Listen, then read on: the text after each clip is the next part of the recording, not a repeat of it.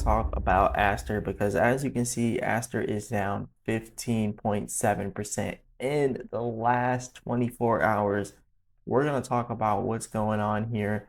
Anyways, remember, I'm not a financial advisor. None of this is financial advice, but let's get straight to it. So, as you can see, Aster is down 15.7% in the last 24 hours. Still up 7.2% in the last 7 days, though. But look at the volume. The volume has dropped a lot in the Aster at 1.2 billion, and the market cap is now at 2.8 billion. So Aster was used to trading around the high 2 billions inside of market cap. It's still trading at an extremely high market cap, and that's mainly because it's a trading platform for futures, perpetuals. So that's one of the main reasons why Aster is doing so well. And if you look at the trading volume for Aster on here, 2.4 billion, as you can see on their platform. 24-hour trading volume for USDT, 41.1 billion, which is absolutely crazy. That's for Bitcoin, and obviously because people are doing 100x leverage, which means that it's going to show a heavily inflated volume there. But anyways, Aster is on the bridge of a pullback here. I think the price is a little bit overpriced for Aster, to be completely honest. So I think there's a certain level that it's going to end up pulling back down to. Let's talk about that. So as you can see here with Aster, we are all the way down here to $1.76. But look at that support at $1.65. I think it's going to go below that support.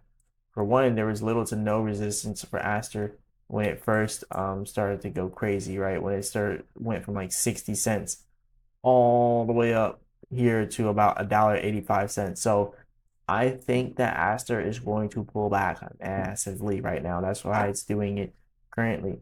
And if you look at the 4-hour chart, you can see that the MACD is ready to go down even more. You can see the selling pressure here on the MACD is pretty large. And another thing, if you think about it, Bitcoin, I do believe that Bitcoin is going to go down further. A lot of people might not agree with me, but I do think Bitcoin is going to end up going all the way down to about 104K, even further than that. That's just what I have with my technicals with Bitcoin. When I look at it, I'm like, hey, we're inside of this channel here. We're inside of a current downtrend. And this channel, we're pretty much following it to a T right now. So there's a possibility that we could end up going even further down just following this channel down to the bottom, which is going to be around 104K right here. But then there's a possibility that it has a bull trap and then we continue down on this trend here inside of this channel. So that's a very important thing that you have to pay attention to in Bitcoin, because if Bitcoin continues to pull back, we're going to end up seeing Bitcoin bringing everything back down with it. And even when you look at the weekly chart, which is a very long-term perspective, you can still see that the selling volume here in Bitcoin is actually speeding up. So that is pretty bearish, just to say the least. Then you can also see on the percent R trend exhaustion for Bitcoin, the short-term trends coming down and the long-term simultaneously. Last time this happened on Bitcoin, we've seen the short-term trend stopped halfway and then went back up. And then we also see the long-term trend stopped pretty much a quarter of the way, and then it went back up. So we also see the previous time it did the same exact thing. It's been doing this since the beginning of 2024. So there's a possibility that we might see the same thing happen again. If that same thing happens again, we see this coming halfway down with the long-term trend, but you can also see that this is also gradually going down more and more. So this drop may be harder than the other two if we're going by the same metrics. So as you can see here, that's the metrics we are going by. The same thing kind of looks like it's happening here with this trend as well.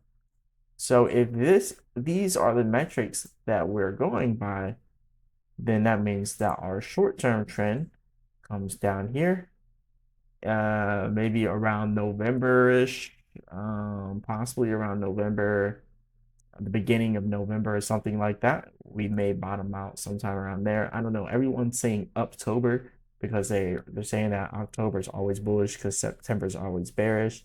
So they call it October. But according to what we're seeing here with the percent R trend exhaustion, we don't know if this is going to be October or not. We just don't know. It's not showing. We don't have enough information to say, hey, this is going to be October, right? So there is that possibility that something like this happens, and then in November we have a pump, or it could come all the way down here by sometime in October, right? It could still come out here in October. It could happen faster than we expect, and then another jump. And it really doesn't have to follow the same metrics to a T. It doesn't have to do that, right? It's doing that out of like out of like courtesy. Let's call it common courtesy, right? Bitcoin's doing that for us out of common current courtesy. Also, the pumps are getting a little bit smaller too. So that's why I've been saying I think the peak is going to be the end of this year for Bitcoin or the beginning of next year. And I think that's going to be anywhere from 150K to 200K, leaning closer towards 150K, 150K, leaning closer towards that, possibly at 170, somewhere around there. We'll have to see. But if we are to follow this to a T, then we know that Aster is probably going to suffer some type of fate similar to that. And not only do we have this with Bitcoin, if you also think about some other things, and look, Aster was an outlier for a long time, a good period of time. But cryptos usually during altcoin season, they don't stay outliers forever. But when altcoin season is in 100% effect, full effect, then that is when we start to see them lasting for longer inside of a bullish trading pattern. But currently, right now, it's kind of hard to say because we're not necessarily 100% inside of altcoin season. Like we're there almost, right? We're almost there, but we need to see Ethereum taking over that dominance from Bitcoin. Bitcoin's dominance is at 56.5%. We needed around 35% to 40% for altcoin season to really go hard, right? So that's what we need to see there. And then when you see this 32% drop for this pump, 32% drop, 32% drop is what we should be seeing now. And really, it's around like 31%, 30%, something like that. But I couldn't get it right on the dot. But it's around a 30% drop each and every time. We haven't done it yet. And we've been doing this since the beginning of 2024. And this is the same exact situation that we just seen with the percent R trend exhaustion. We've been doing the same motion since 2024. When you look at this, since the beginning of 2024, we've been doing the same motion and we're still going hard with it. So we might have a second time or a third time to do it. Usually in crypto and technical analysis in general, third time is the charm. The same thing goes for these channels. It usually hits it 3 times. Look, back here at the beginning of 2024, same type of situation with the channel. I was following this one for a long time.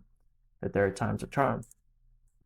Got it once here, twice here, and then you got another one here and here. So that's 4, and then this is 5. But the third one kind of confirms the trend. So when you hit it that third time, you have a confirmed trend. It confirmed it right here, and then reconfirmed it there. So we also see here, let's go to the daily chart on Bitcoin. You can also see here that the third time was also the charm over here, or that could be the charm. So this is Bitcoin, and we're looking at current prices 1. You can see a second time it hit here, and 3. So we technically hit it 3 times, but we have not hit it 3 times on the top yet. Only hit it twice. So there could be a bull trap, and then we hit it a third time as a bull trap, and then go down a little bit more.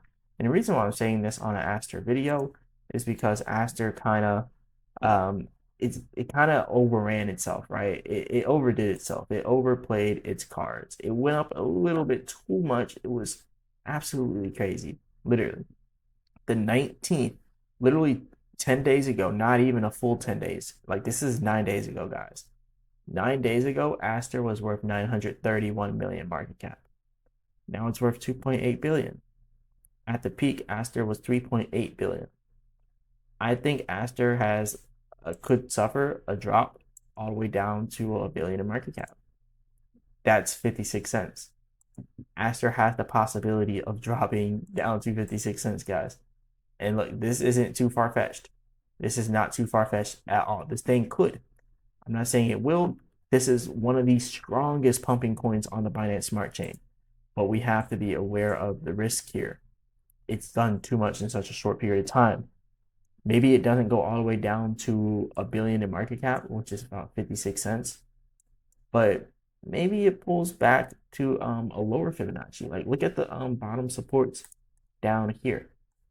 This is about $1.23. This is when I first caught on to Aster. I first seen Aster at $1.23. I was like, oh yeah, this thing is about to go off, guys. Get in. Well, I didn't say get in because, I'm not a financial advisor. None of this is financial advice. But look, I called Aster right at this area here. I noticed that it was pumping, and that's why I had the Fibonacci here because I haven't touched the Fibonacci since then.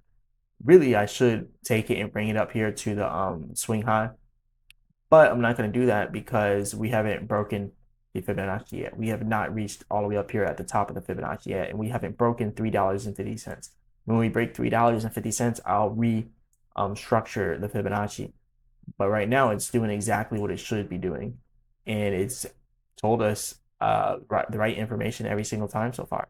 The resistance at $2.36, $2.35. I mean, but it showed us that resistance, and now we're at that support at $1.65. So I think that this is going to go a little bit lower, guys. I think down here we need to be looking for $1.23. That's what we need to be looking for, and that just so happens to be when I called the Aster play at $1.23. But that's the last time we've had good support or even decent support or even close to it. This area right here, and it's not even a support, but it's more so a support area. So this whole green area right here is actually probably going to be a good zone for Aster, anywhere from $1.50 to $1.23. And there is a possibility that Aster drops below that as well. So you just want to pay attention to that and get ready for a pullback because I think it's going to end up happening here. And if it doesn't, I mean, that's good. If it doesn't happen, that's good. But then that just means that we're still overextended. It means it's overextending its run. It's been running for too long. So this thing needs to pull back some, and we need to see some type of gains coming back or being given back to the market. So yeah, there is that possibility. Now, if you want to talk purely technical, we could do that, but technicals can easily get invalidated. If we talk purely technical on the hourly chart, the percent R trend exhaustion looks a little bit bullish here. It's oversold, overextended to the downside. Whenever we have this blue bar, usually it'll have a blue up arrow, kind of like the red down arrow here. The red one shows when the trend is completely overexhausted and then it starts selling off. That's what it did over here. It did it to a T, started selling off. We also hit the resistance at that Fibonacci area. So we had multiple signals showing that it was about to crash, and it did. And now that one signal here is showing that it could recover on the hourly chart. It could. But remember everything that I just said. There's a possibility that it can stay oversold for longer than expected. Just like it can stay overbought for longer than expected, it can stay oversold for longer than expected, right? It did not stay overbought for longer than expected here. But just because it didn't do that here doesn't mean it can't stay oversold for longer than expected there.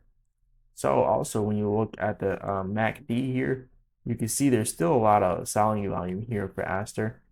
You do see that the MACD is trying to curve upwards. The little blue line here looks like it's trying, but doesn't mean that it will actually do it. You could start seeing more selling volume speeding up here, just kind of like how you did here. Selling volume started to speed back up. It could do that again. So with Aster, it's like 50-50 right now, but I'm leaning more towards the bearish side. That doesn't mean just go dump everything, but there's a possibility that we could be seeing $1.23 soon. So anyways, this is pretty much all I got for you guys today. Let me know what you guys think about this. Go ahead, hit the like button, subscribe, all that good stuff. Remember, I'm not a financial advisor. None of this is financial advice. Definitely do your own research. And as always, I'll be back with another video.